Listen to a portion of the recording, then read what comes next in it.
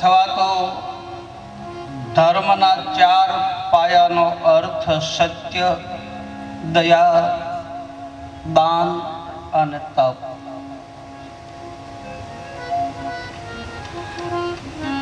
કોઈ સંતો આનો અર્થ એ પણ કહે છે કે ધર્મ, અર્થ, કામ અને મોક્ષ। નિજાર પંથ પર હાલનારા મહાપુરુષો આ પાયાને કંઈક જુદું પણ નામ આપે છે। પહેલો પાયો જાગ્રત અવસ્થા છે, બીજો સ્વપ્ન અવસ્થા, ત્રીજો પાયો સુષુપ્તિ અને ચોથો છે તુર્યાતીત જેને કહે છે, એટલે કે શરણાગતિ।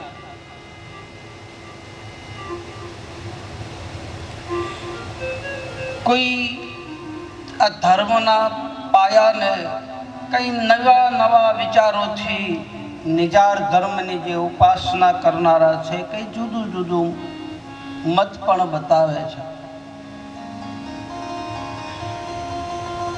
પણ એનું જે મૂળ તત્વ છે, એનું જે મૂળ રહસ્ય છે એ તો એક જ છે। કબીર કુઆ એક હૈ પનહારી અનેક, બર્તન સબસે ન્યારે ભયો પાણી સબ મેં એક। કોઈ પહેલા પાયાને કર્મની ભૂમિકા પણ કહે છે, બીજા પાયાને જ્ઞાનની ભૂમિકા કહે છે, ત્રીજા પાયાને ઉપાસનાની ભૂમિકા કહે છે, ચોથા પાયાને યોગની પણ ભૂમિકા કહે છે। રામદેવ કથામાં જ્ઞાન, ભક્તિ, કર્મ, ઉપાસના, ધ્યાન, ધારણા, સમાધિ, તિતિક્ષા આ તમામ પ્રકારની કથાઓ રામદેવ કથાને માલિકા બતાવે છે। લાખા વણજારાનું જે ચરિત્ર આવે છે કર્મના સિદ્ધાંતનું ચરિત્ર છે। લાખાએ એવું કર્મ કર્યું એટલે એનું ફળ એને ભોગવવું પડ્યું, તો કર્મનો માર્ગ દેખાડે। ડાલીબાઈના જીવનમાં ભક્તિનો સિદ્ધાંત બતાવે, શરણાગતિ સ્વીકારી। મેરિયા દરજીની જે કથા છે એ કપટ છોડીને કથા ગાવી એવું પણ બતાવ્યું છે। એટલે આમાં શું નથી, બધી કોરથી આમ આળું આવી છે, જેને આપણે દેશી ભાષામાં કહે કૂવો ગાળે અને બધી જગ્યાએથી જવાણ ભેગું થાય અને કૂવાની માલપા પાણી ભરાય, એમ આમાં જ્ઞાનનું જવાણ છે, ભક્તિનું છે, કર્મનું છે, ઉપાસનાનું છે, ધ્યાન છે, ધારણા પણ ભર્યું છે તો કૂવામાં ચારે કોરથી આળ્યું આવે છે। બહુ પ્રચલિત કથા છે કે બીજો પાયો છે એ વચનનો પાયો છે, વેણનો પાયો છે, શબ્દનો પાયો છે, વાણીનો પાયો છે।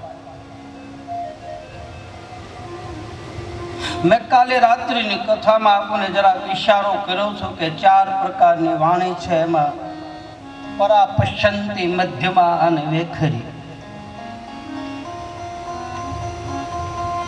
પરાવાણી જેની છૂટી થાય, નાભી કમળમાંથી શબ્દનો ધોધ જેને ચાલુ થઈ જાય, એમાંથી જે શબ્દની ગૂંજ ઉઠે, એમાંથી ભજનો બને છે, એમાંથી કીર્તનો બને, એમાંથી મંત્ર બને, એમાંથી શ્લોક બને છે। એ પરાવાણીનો શબ્દ કોઈને અડી જાય, शब्द के मारे मर गए शब्दे सोड़ा राज, जिनके शब्द में विवेक या ताका सुधर गया सब काज। शब्द एक बंदूकनी गोली जेवी असर करे, वेण जेने कहे छे, कटु वेण।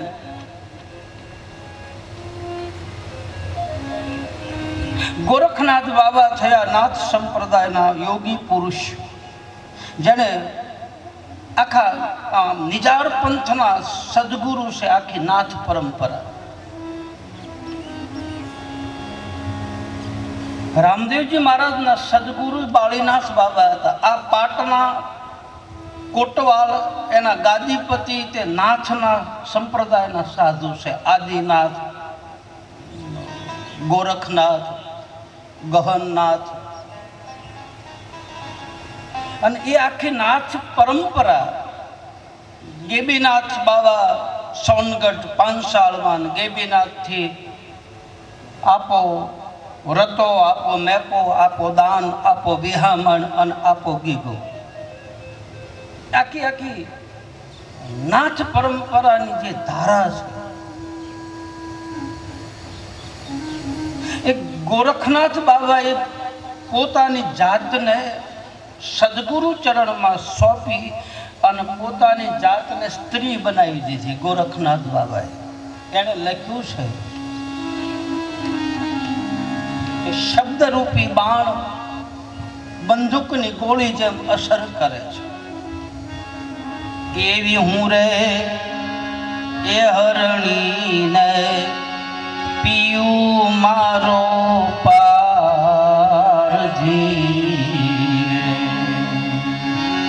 મારા મને વચનો ના બાણ હું રે હરણીને પીયું મારો પારજી, મારા મને વચનો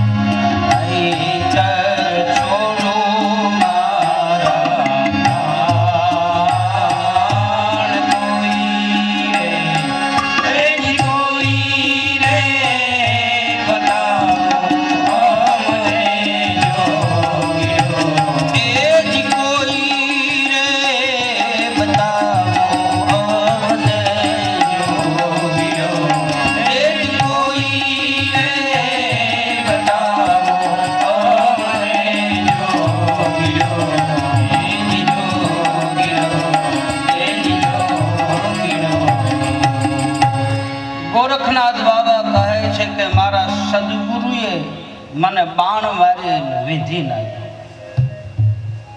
કલેજા વિંધાણા જેના, મારી કટારી મૂળદાસની. અમરેલીમાં મૂળદાસ બાપા થયા અને મૂળદાસ બાપુ કહે છે કે મારા સદગુરુએ મને સોધારી મારી.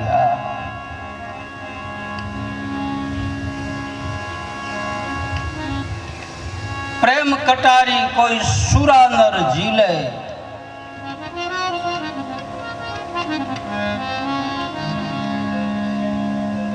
એક કટાર એવી આવે છે એને 6 કોર ધાર ખંજર,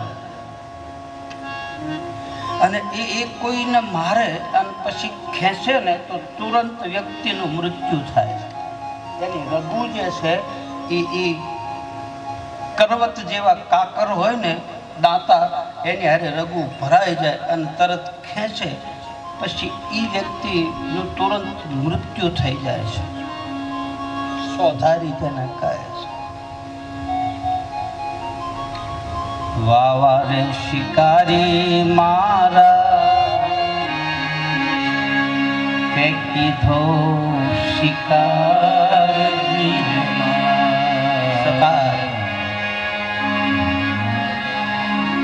રાજપીપળા સદગુરુની નજરોમાં સતાર બાપુ આવી ગયા. ઘાયલ થયો વ્યક્તિ અને સતાર બાપુને લખવું પડ્યું. ઘાયલ કરી કા છોડે કર કતલ મુજને જાણી. ઘાયલ કરી કા છોડે કતલ મુજને જાણી. બરસી અરસીન બાણો આ ખંજર કટાર દિલમાં. બરસી અરસીન બાણો ખંજર કટાર દિલમાં. વાવા રે શિકારી મારા તે ઈહો શિકાર દિલમાં. જેને શબ્દની કટારી લાગી જાય, જેને વેણ પકડાઈ જાય, આ બીજો પાયો છે ધર્મનો. વચન જેને કહે છે વાણી. અને આવી વાણીને ઝીલનારા કોણ હતા? તો કે હરિચંદ્ર અને તારામતી. સત્ય વસ્તુને પકડી અને મહાપંથના માર્ગે ચડ્યા.